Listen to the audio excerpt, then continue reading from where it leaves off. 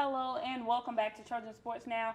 With me today is one of my favorite athletes here on Troy's campus and my friend Alexis Garrett. Thank you so much for joining me. Yes, anything for you. So let's kind of tell fans or people who don't know how you got involved with track and a little bit about your journey here to Troy. Yeah, so when I was in high school, you go through that phase, you like trying to figure out what your thing is, who you hanging with, the in crowd and all that stuff. And so I really didn't have none of that. I didn't really have a talent. I was just tall and lanky. And people suggested I should just go outside and play a sport. And so I played basketball. That did not work out too well because I was really clumsy. So one of my coaches suggested I go run track, and I ended up being like kind of decent at it. So like from 7th through like 10th grade, I took it serious, but not that serious. And then I started getting like offers and looks from like schools, and I was like, wow, like this is really a thing. So I spent junior year and senior in the summers, high school, during the season, just focusing on like building myself up to get noticed by schools. And then Troy reached out. I reached out to like 100+ schools. I did like 100 questionnaires one summer. Like I was trying to get out of. So they they recruited me. I went to go visit some schools, and Troy was the right fit. And so I've been here ever since, and I love it. So. What kind of made you have that moment where you knew, you actually wanted to pursue track? Because there's usually a game moment where people are like, this is what I want to do. So what moment for you was it that you're like, okay, this is for me? I had so much support like from my hometown because like I come from a small town, like not many people make it. And it's just like when you get on board, you have people on board with you, supporting you. Like I've had fundraisers to go like on summer trips, and everybody reached out from my community, and just seeing how, how much faith people have in me. I think that was my motivation to just keep going even when it got hard, because track is really hard, but like making people happy and like, seeing people be proud of me, I think that's really big. So I think that I had that moment maybe like 10th grade, and I was like, okay, yep, this is what I'm gonna do, so. And you mentioned your hometown. Kind of talk about what it's like, transitioning from there. I know you're from South Carolina, transitioning from there to Troy. Okay. Yeah, and I'm a first-generation college student, so Same. Nobody really, had any tools for me to, but I had a lot of people in my corner, and like my guidance counselors, my coaches, who they knew I wanted, to be successful, so they kind of gave me what they knew. So the transition wasn't as difficult as it could have been. So had a few people, reaching out to me if I needed anything. They were sending me money, MoneyGrams, food, care packages, all that stuff. So it wasn't really a difficult transition, and I always knew the end goal was to graduate, get my degree, and be successful in that, not just run track, but academically, and find other things that I want to be good at, and just being active on campus and stuff like that. So I'm just an extrovert by nature, so it was not that difficult for me. I know people that do struggle though when they come here, so I try to be helpful to those, just like to freshman girls and everybody on my team and stuff. So it's really cool just to see the transition too. So, yeah. And you mentioned being a first-generation college student, and I said same. Do you ever feel that pressure of, being successful? It's like, I have to do this, and being a college athlete in general, and you're at a Division I school.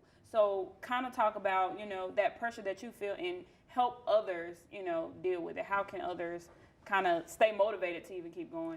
Yeah, man. I had a lot of nights, so I was just like, you know what, I'm through with this. Like I can't, but the end goal always just outweighs all that stuff. Like, and when you think about how probably gonna make your mom and your grandmom and your family, and how you're probably gonna make yourself, and you just persevere, like it's all worth it. Advice, I think you just gotta, find something that's bigger than you. And when you find that thing that's bigger than you, you won't let anybody like take it from you. You won't go less than 100% for it, and you're gonna always give everything that you have each and every day, because it's gonna pay off. It might not pay off like right now, but in the future, like you'll see like big dividends. Like my coach, he left now, but Coach Rat used to say, like, if you do it now, you'll see the dividends like at the end, when you least expect it. And that's kind of how my season went, because I thought all my hard work was going into waste. And like last year, I kind of had a really good season, like indoor and outdoor, and I was just like, and that feeling, you never want to get rid of that feeling, so you work towards that feeling. Right. And you mentioned last season having a good season, but even this season, every time I look up, your name is on the record books. But one thing I absolutely love about you, and a lot of people would probably agree with me, is your leadership role and you incorporate that with your faith. So you always talk about, if you get on your Twitter, you're seeing tweet a scripture or say something motivational. And a lot of, student athletes sometimes don't have that, or they didn't have it at home. But for you to be here and still be as positive as you are, kind of talk about how you have to, lead the way for others to kind of get them going. That's a really good question, and thank you for that, for recognizing that. It's the Lord, man. I know that, like, I had nothing to do with where I am now. Like, I had no hand in that. The Lord did that, and I think that's just my motivation as I just wake up every day. I just want to please Him. So, like, the tweets and stuff, it's from the heart. I be trying to just make sure everybody on my TL, I know Mondays are hard, but just keep pushing or something like that. And you have people come up to you and say, Lex, thank you for that, or I see you. And that just makes my heart just, like, I just feel so good about it. And it just makes me so happy that the Lord can use me in that way. Leadership for me, like I said, I'm an extrovert, so it came natural. I think people mixed up my leadership with just being like, bossy, or like, I'm just real, like, straight to the point, but I want to see stuff get done a certain way. And I think when we stop giving 100%, that's when we cheat ourselves. And so I just want people to emphasize that part. Like, don't cheat yourself. Don't cheat those people who have invested in you. And that's not something I want to be known for, Right. And my uncle, he head coach at Duke, his name Derek Jones, he got this quote, and it says, like, kids from small cities that go to schools that don't make good grades and stuff, they become hometown heroes, and that's it. They don't be known for anything else, and that's not something you want to be a part of. And like, that's something I really hold dear to my heart, because it's like, don't be the person that almost made it. You know what I'm saying? Take that step, take that initiative, do 110, do something that nobody else is doing, because you got to stand out some way. Right. So.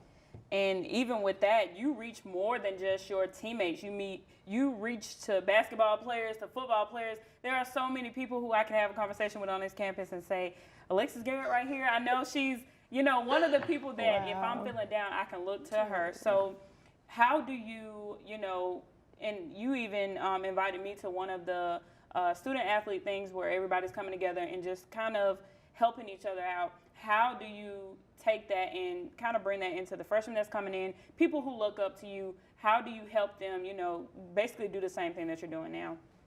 I think it's all about just leading by example. You know what I'm saying? It's a verse in the Bible that talks about, like, the fruit that you produce. You know what I'm saying? Like, you will know a person by their fruit. And I think that's just really what I try to make sure I'm not just talking to talk, but like I'm actually living in that. And it's hard, because I think a lot, what you said, a lot of people look up to me. There are also a lot of people watching me to see if I'm going to mess up. Yeah. And with that comes a lot of pressure that sometimes, it gets overwhelming. But like I said, you just got to stay grounded. And so I think when other people see that, girls that are coming up, they see that and they see anybody act a certain way, they're going to, flow towards that. You know what I'm saying? They're not going to, like, want to not be around you. And I think that's what's going on. I think a lot of people want to be around me because of genuineness. You know what I'm saying? Like, you can't fake it. You know what I'm saying? You got to be genuine in all that you do. And I think it's really easy for me to do that, because, like, it takes a lot of energy to be fake. And so I just want to be like, let me just be me. And I think people will be attracted to that. Like, you don't have to be anything but yourself. Right. And I think that's what really makes my time here at Troy so good, because people know who I am. I don't have to change that for, like, anybody. So, yeah. So, and with that being said, what's up next for you guys? So I know we have something coming up soon. So every weekend. And we're almost basically towards the end of the season. So kind of talk about the next meet that you guys have coming up. Yeah, we just got done with Auburn. We had a meet at Auburn, which is always good to be close to home and stuff like that. But this weekend we're at Ole Miss. At the Ole Miss Invitational, good competition. It's going to be nice weather, I think. We're in Oxford, yeah. And then we got one more meet at Auburn. We got Penn, and then we got outdoor conference, which is always fun. It's going to be at Arkansas State. Wow. So it's going to be good weather up there, too, good competition. I'm just really excited. Junior year, they say it's like a pivotal time in, like, your career, so it's time to do it now. It's just no time to play. You just got to get out there and do it. So I'm looking forward to how my season's going to end. But like my coach told me, he was like, don't chase time, like, chase people. And I think that's what I've been doing, like, all season, just focusing on my lane, and whatever happens, happens. So, what are some things that you guys, that you see that you guys need to work on before, getting to Arkansas State? Okay, yeah, we got a lot of people that are so good. Like, we're top 2 in the Sun Belt, top 3, 4, and 5 in the Sun Belt. And so we have a lot of potential to do a lot of great things. We could win this thing. Like, me and my coach and my teammates talk every day. Like, we could really win on the men's and women's side. We just got to work on the small things. Like, running fast that's so technical. Nobody even know how technical it is to get faster. Like, you're training to get faster for a 10-second race, 12-second race, 50-second race. And you don't really know what you need to work on until you see it. So, we watch film a lot. We just go over, like, keeping your toes up, keeping your arms back, just all the small stuff that you don't think can make a difference. It can really get you from third place to first place. So I think we just need to work on the small stuff, coming together, making sure we're in the community and loving each other well, because I think all that stuff in the atmospheric, it plays a part into how we perform as a team. Right. So. Well, best of luck to you guys again, girl, and thank you so much for coming today. Thank you. Stay tuned for what's coming up in Trojan Sports right after this. That was